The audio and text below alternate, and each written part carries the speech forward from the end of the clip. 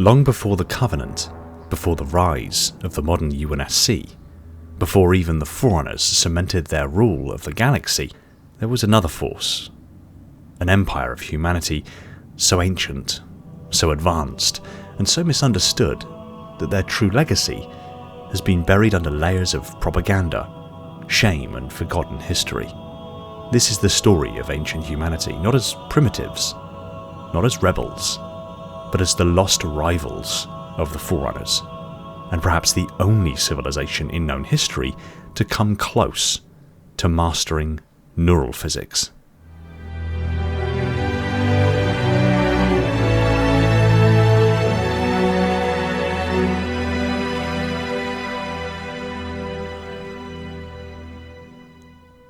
Hey everyone, welcome back to Installation 00, and we continue with episode 4 of our grand unified theory of Halo cosmology. The previous 3 episodes are linked in the description down below for you to have a look over if you haven't already seen them. And those 3 episodes really laid out the groundwork for the cosmological layer model that I proposed as being the fundamental basis and cosmological framework upon which the Halo universe functions. This episode and the remaining 2 episodes of this series will reference deep lore to prove and give credence to the cosmological layer model and the grand unified theory of Halo cosmology that I outlined in the first 3 videos. And there are some startling realizations to have towards the end of this series. But in this episode, we'll explore how humanity, tens of thousands of years before the current era, operated on a non-linear technological pathway, developing unique insights into the fabric of existence. We'll examine their role within the cosmological layer model, their war with the Forerunners, and the terrifying truth that they may have understood the neural substrate of reality better than the preeminent species who tried to erase them. If you've watched the previous videos, you'll already be familiar with this, but I'm going to really briefly summarize the cosmological layer model. It outlines the 5 layers of Halo's cosmology, starting with the most fundamental and rising to the most superficial, so to speak. The deepest, most fundamental layer is Layer 0, the source field, basically the quantum foam of the Halo universe. Layer 1 is the neurophysical layer, where living time, the universal consciousness, and the technology of the precursors existed. Layer 2 is the dimensional control layer, where slipspace and the hyperdimensions of reality exists. From this arises Layer 3, the physical universe, the 3 dimensions of space and 1 dimension of time that we're so familiar with, and from this again is Layer 4, the synthetic systems, where AIs and digital systems exist but interpret reality fundamentally different from our own perceptions due to the way they perceive reality and time, and the fact that certain laws of physics don't apply to them. From this cosmological layer model, we understand that the precursors operated at Layer 1, creating neurophysical constructs that drew energy directly from the near infinite potential energy of the source field, where all fundamental forces of the universe have been quantized. The Forerunners operated at the dimensional control layer, mastery of slipspace and the hyperdimensional realities of the universe, and limited control over time. But where the Forerunners focused on dimensional architecture and control of time and space, humanity's route to power may have stemmed from a more cognitive, psychic and neural approach to reality. Recent lore drops on the Halo Waypoint Chronicles, specifically Tulpamancy, hints that ancient humans may have dabbled in mental imprinting, creating constructs from thought and memory. In fact, the way that the lore is described in Tulpamancy suggests that they operated closer to Layer 1, informational will over material manipulation. They may have generated tools, environments, or agents from encoded thought, rather than manufactured parts. There's a great deal of very interesting lore ramifications from the Tulpamancy short story, which I cover in full detail in my video titled The Lore That Brings Our Ancient Ancestors Back. That is also linked in the description. But to cut a long story short, the Tulpamancy story talks about an ancient human vessel that was found derelict floating through space by the Office of Naval Intelligence, a ship that's slightly larger than the UNSC Infinity, and yet as far as we can tell, it's classified as a cruiser. Oni are in the beginning stages of exploring the interior of the vessel. By early stages, I mean they've probably been at it a long time, but the vessel is so huge, It's going to take a long time to fully explore it.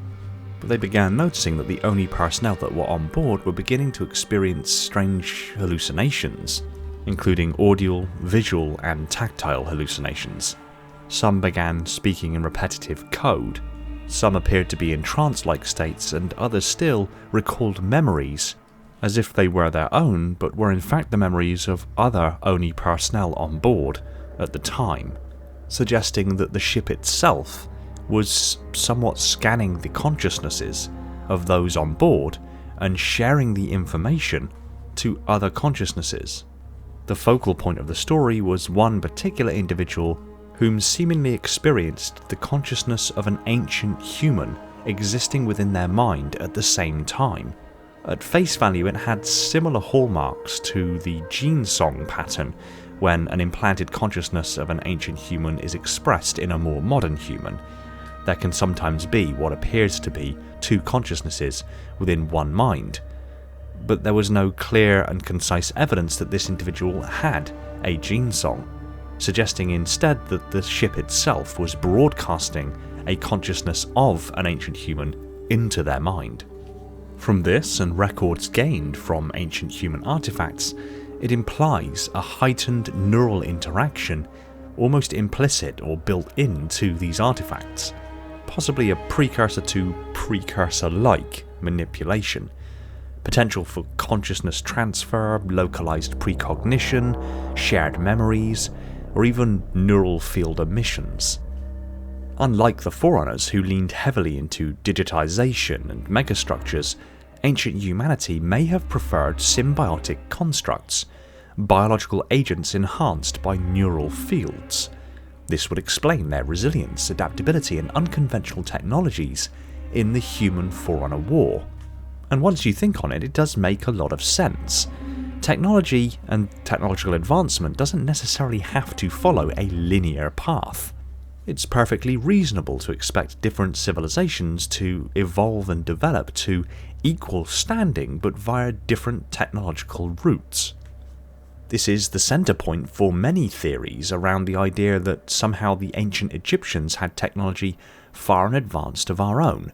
The suggestion being that even our technology nowadays wouldn't allow us to build and assemble and lay stones with the exact precision that the ancient Egyptians seemed to be able to do with, as far as we can tell, copper tools, let alone be able to create a structure as massive as the Great Pyramid of Giza in as little as 20 years. It may indeed be that the Egyptians achieved a similar level of technological sophistication, but on a different technological path than the one we've experienced, or may have achieved superior technology in certain specific fields than we have.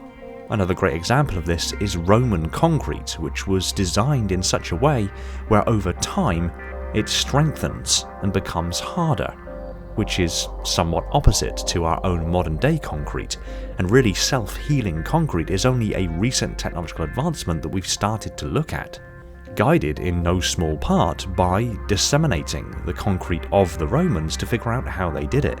So when you look at the Forerunners and their great megastructures that littered the galaxy, and their mastery of slipspace and its hyperdimensions, this may not necessarily mean that the Forerunners were the preeminent and most powerful and technologically sophisticated species in the galaxy. Just the most obvious. And with these new lore drops, it's becoming abundantly clear that ancient humanity was startlingly more advanced than we initially gave them credit for.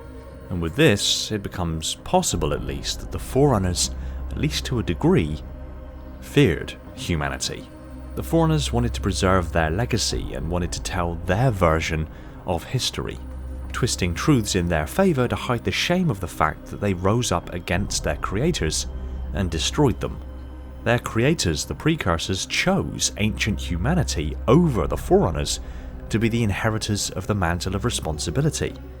So to suddenly be presented with an ancient humanity whom had continued to develop and expand over the few million years between the defeat of the precursors and the beginning of the human Forerunner War, realizing that ancient humanity had at least some technologies that seemed superior to their own, the Forerunners likely felt a pang of fear that perhaps humanity were on their way to seizing the mantle of responsibility, despite the fact that their creators had been murdered, and upon achieving the mantle of responsibility, ancient humanity may have learned of that truth and brought their technology, bolstered by precursor technology, down upon their heads. Which then puts the human Forerunner War in a completely different light. The Forerunners may not have gone to war with humanity due to encroaching upon their territory and culling some of their planets, but because they may have feared the ramifications of a more advanced humanity than them. They feared their understanding of what appeared to be neural physics. Humanity may have been on the brink of decoding Layer 1, something the Forerunners ultimately failed to do. They only have one single component that they use within their culture that is neural physical based, and that is the composer, and it's suggested that even that is precursor in origin and has been adapted with Forerunner technology in just the same way that the Guardian Custodes were precursor in origin and then adapted by the Forerunners, and how the Domain is precursor in origin but was adapted by the Forerunners. Could this mean that the war was not about dominance, about humanity encroaching upon the ecumene, but about gatekeeping the foundation of reality? The reason I say this is because after losing the war, ancient humanity was genetically devolved and scattered. Their histories were redacted or absorbed into Forerunner myth. The Domain holds some truth, but only in fragmented forms. During ancient humanity's early conflict with the Flood, ancient humanity may have developed early warning systems or even prophylactic inoculation against Flood infection. But for clarity, let's explore this.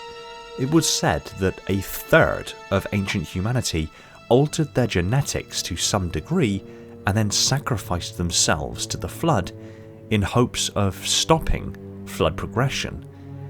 What happened immediately following this is the Flood did go into full retreat, pulling back to the periphery of the galaxy, at which point the Forerunners overwhelmed what was left of humanity, and ultimately history played out the way we know that it did. The Forerunners dominated humanity, devolved them, and then isolated them to their homeworld, redacting and destroying all evidence and histories of their previous preeminence. But nevertheless, the Flood retreating from the galaxy seemed to solidify in ancient humanity's mind that they had succeeded in developing a cure to the Flood, and also convinced the Forerunners that ancient humanity had found a cure to the Flood, somewhat forcing them to preserve instances of ancient humanity in the form of essences and implanting them in gene songs in the devolved humanity that were left over, in the hopes of searching through these essences and finding the cure that ancient humanity had seemingly brought to bear. However, it's also worth noting that this thread of narrative is held in contradiction to what the Primordial told the Didact about the nature of the Flood's retreat from the galaxy, being that they chose to retreat from the galaxy. They chose to stop infecting ancient humans in order to fool the Forerunners into believing humanity had developed a cure. But this stands in contravention to the Flood's modus operandi. The Flood works through an accelerated war of attrition. Every single time an enemy falls, they become a member of the Flood, adding to their numbers, bolstering their forces, while depleting their enemies.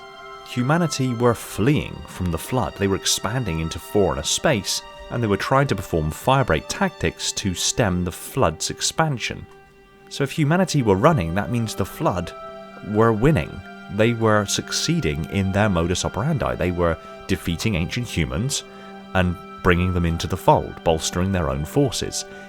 It makes more sense for the Flood to continue along that path, continuing to bolster their forces with ancient humanity, relying on the ignorance of the Forerunners in not really getting involved in the affairs of ancient humanity until they realised that ancient humanity was fully encroaching upon their ecumene. At which point the Flood would have had innumerable quantities of forces to bring to bear against the Forerunners and take them down before they really had a chance to respond and create the Halo Array. So while the Primordial told the Didact that the Flood chose not to infect humanity and retreated from the galaxy to fool the Forerunners into thinking humanity had a cure, when you really press this theory and balance it against their modus operandi, it doesn't make sense. Some would suggest that the reason the Flood chose to stop infecting ancient humanity is because the Flood are a devolved form of precursors, and the precursors wanted ancient humanity to be the holders of the mantle. And thus, once the Flood realised that they were ancient humanity, they chose to stop infecting them and instead infect the Forerunners, whom were the actual enemies of the precursors. But again, this doesn't hold up to scrutiny, because the second that a Flood possesses an individual, they inherit their memories. And it wouldn't have taken long at all for the Flood to realise that they were infecting humans, the beings that the precursors wanted to be the holders of the mantle over the Forerunners. In fact, that probably would have happened within the first colony or two being attacked.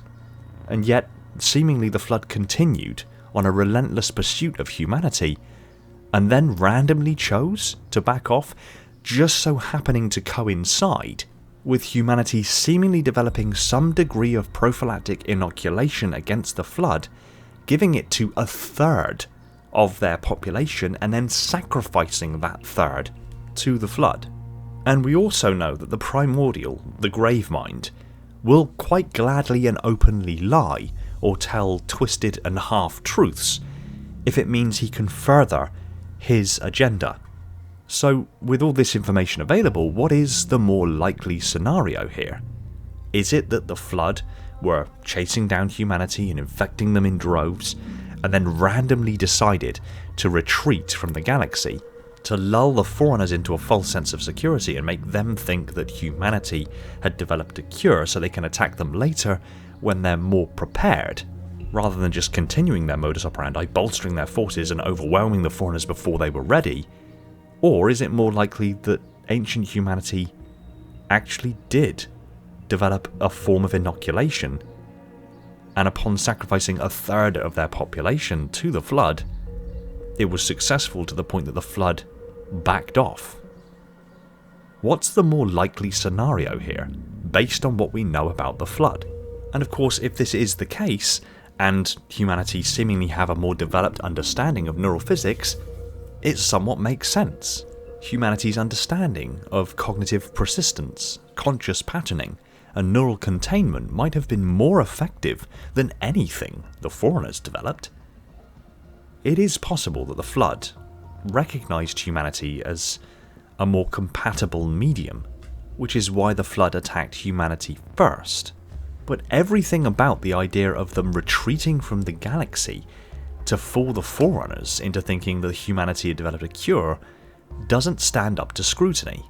But with the emergent law from Tulpamancy, and the understanding that perhaps ancient humanity knew more about neural physics than we give them credit for, it makes a lot more sense they actually did develop an inoculation. These present-day lore hints suggest that ancient knowledge is resurfacing, particularly in the form of Tulpa constructs, like the consciousness essence of the ancient human that was found aboard the ancient human cruiser.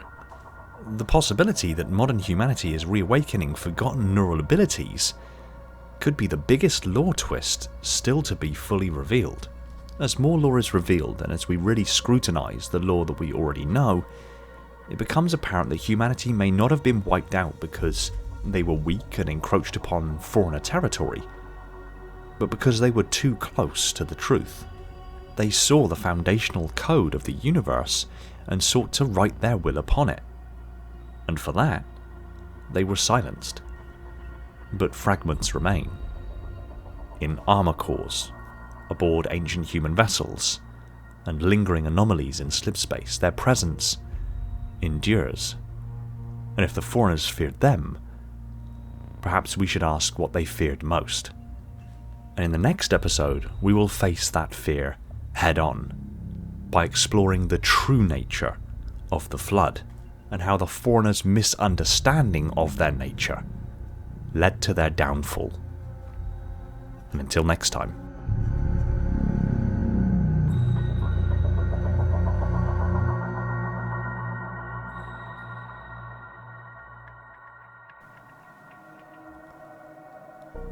Thanks for watching. If you enjoyed this video, kindly tap that like button, and if you're not already subscribed and want to see more stuff like this, be sure to subscribe so you don't miss future uploads. Pop a comment down below telling me what you thought of today's video, or if you want me to cover something specific in the near future.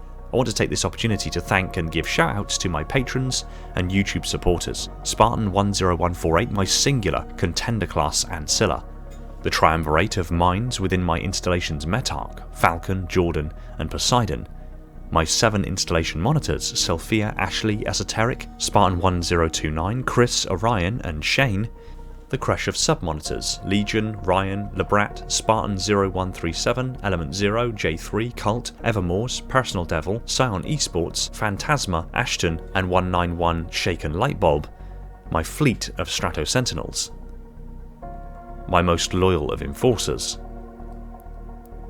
and every single one of the awesome people supporting the channel over on Patreon.